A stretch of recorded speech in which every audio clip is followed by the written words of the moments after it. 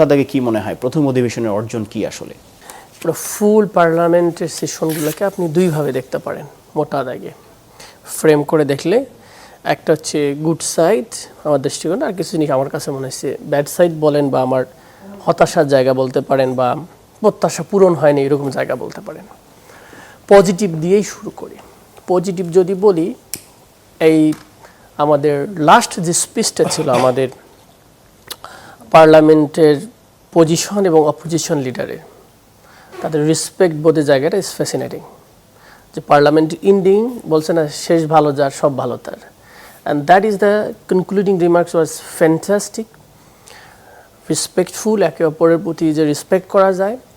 এবং আমাদের স্পিকার একটা শব্দ বলেছেন যে both house leader and opposition leader সম্পর্কে তার রিমার্কটা খুবই ইফেক্টিভ আমার কাছে মনে হয়েছে। এবং উনি বলছেন যে বিরোধী দলের রোলটা ছিল productive and effective role. This word is very মানে গুরুত্বপূর্ণ, যে বাংলাদেশের ইতিহাসে সবসময় ক্যাচাল কাইজা করেই কিন্তু সংসদ থেকে ওয়াকআউট হয়ে গিয়েছে।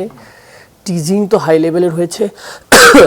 মানে সংসদের ব্যাপারে যে একটা সৌন্দর্যবোধ, সংসদে মানে দেখার আগ্রহ, এবং মানুষ মানে ক্রিকেট খেলা যেরকম করে লাইন ধরে দেখতো টিভিতে, সবাই এরকম সংসদে তারা দেখা শুরু করেছে। এবং সরকারি দল বলেন বিরোধী দল বলেন, সবার ভিতরে একটা আগ্রহ জন্মেছে তার এলাকা সম্পর্কে সেই জন্য একটু বলে, বা তার এলাকার ডেভেলপমেন্টটা জরুরি।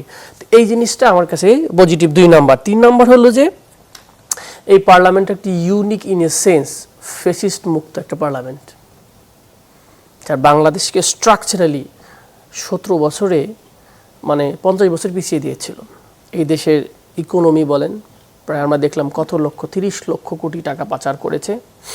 খুন গুণ এমন কিছু কারণ আমরা এমন কিছু লোককে পেয়েছি যারা আসলে কবরস্থ হয়ে যাওয়ার কথা এই জেলখানার ভিতরে ফাঁসির মঞ্চ থেকে এসেছেন।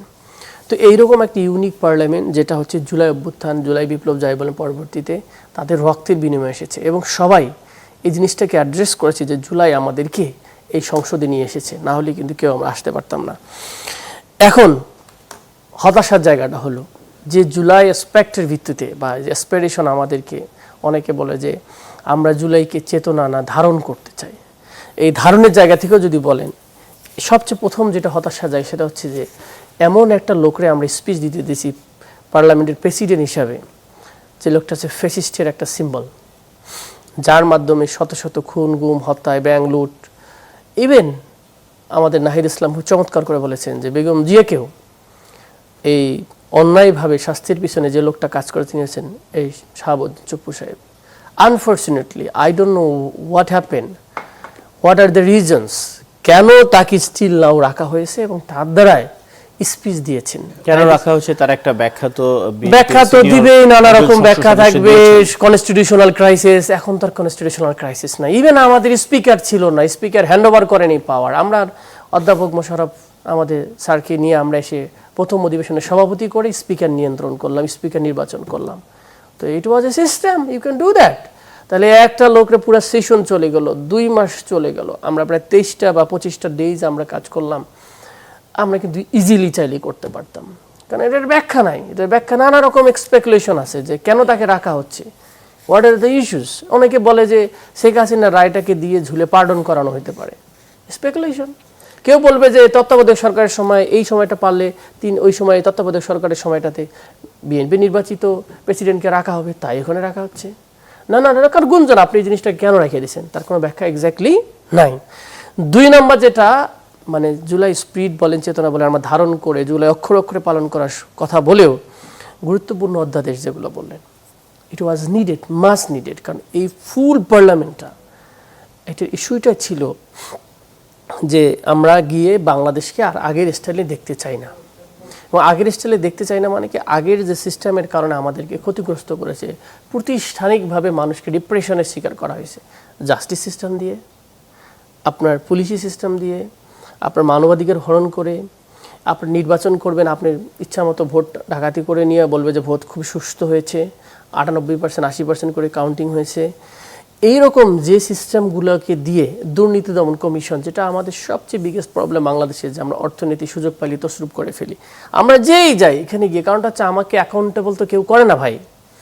মামলা সেই সরকারতে চেঞ্জ হয়ে যাবে, দুর্নীতির মামলা আমরা ক্ষমতায় আসলে আমার মামলা খালাস হয়ে যাবে, তখন আমরা আবার ফ্রেশ হয়ে যাই। তার মানে আমরা এত ফ্রেশ তো না রে ভাই, কিছু না কিছু লোক দুর্নীতি করছে। Nahid Islam rightly point out করছে যে 2001 থেকে 6 পর্যন্ত আপনি করেন নাই, আপনার যারা করছে তার ব্যাপারে কি আপনি অ্যাকশন নেবেন? তাহলে ফুল একটা ফেজ আপনি ইন্টারিমকেও ধরেন, যদি আপনি খুবই সৎ হইতে চান, অ্যাকাউন্টেবল করতে চান রাষ্ট্রকে, তাহলে আপনি স্বাধীন একটা দুর্নীতি দমন কমিশন গঠন করে দিয়ে দেন না রে ভাই। যারা দুর্নীতি করছে, অভিযোগ আর ব্লেম গেমের রাজনীতি না যে সমন্বয়করা করেছে, তোমাদের সরকার করেছে, অমুকরা করেছে। Let us look to the factual. জি।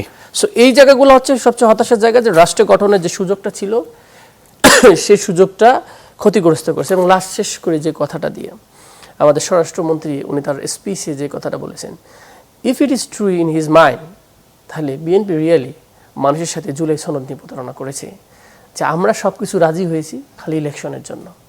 যদি এটা যদি হয়ে থাকে তাহলে আই এম সরি, বিএনপিকে যেভাবে মানুষ মূল্যায়ন করতো, আমরা সবাই মিলে মনে করতাম যে বাংলাদেশে তারা একটা রাষ্ট্র পুনর্গঠনের ভূমিকা রাখবে, জি। আই এম সরি, তাহলে আসলে তারা বাংলাদেশের সাথে একটা মধুর ছলনা করেছে।